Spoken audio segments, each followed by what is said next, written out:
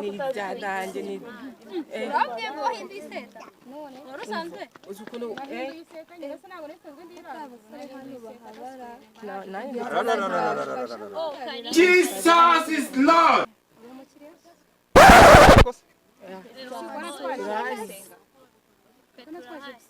ariko ngenda nahari twese turaje ngenda hari aho gushaka cyangwa cyamuhaye munaha shaka icyama senkane tuvusenkane senkane tujyane mu rugo nushaka mbere nayo cyumwe wowe se senkane cyumwe iwanyu iwanje senkane kubera ko ari iwanje kubera ko ari iwanje ndaguha vene wowe nangahe cyane ni 170 170 isuro opana wowe nangahe nge ni 200 gisa ni makeya akumiro ninde wowe muko nge ni ndesa gusa ndesa sibona yabu guska we arimo zahabu ndesa gusa ntabwo ari menshi wowe ra ariko guje ni 150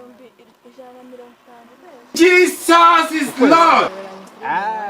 ukwezi ni ibihumbi bingahe tuba hehe iwanyu iwawe he iwanje niba ari iwanje ndaguha 10 ndaguha 10 nyine urimo mugusa njyewe ndaguha 10 tubi wanje urya unywa ukaraba ugira ngo ndabona nanjye yagoswe yakatiwe subhana abakobwa beza abanyara hari abakurangira ariko byose turabifite sawa uretse nyine winyegera ndabizi indaya muri basha we wambwiye ngo nangahe angahe ese kunyegera urashaka kunyiba arakwiba icyo ufite amafaranga twumvikanye na amafaranga Jesus is Lord. wowe uranyara no kunyonga mani ngiye twese turabiza ahubwo turagenda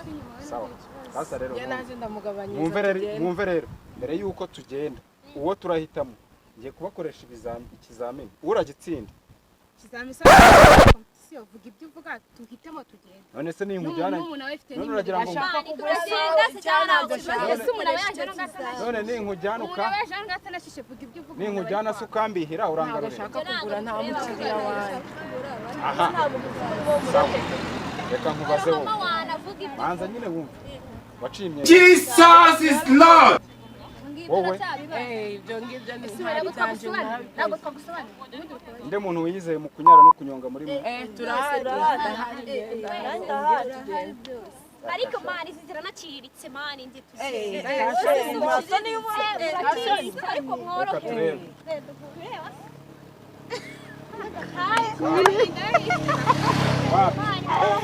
wapi wowe wapi turebe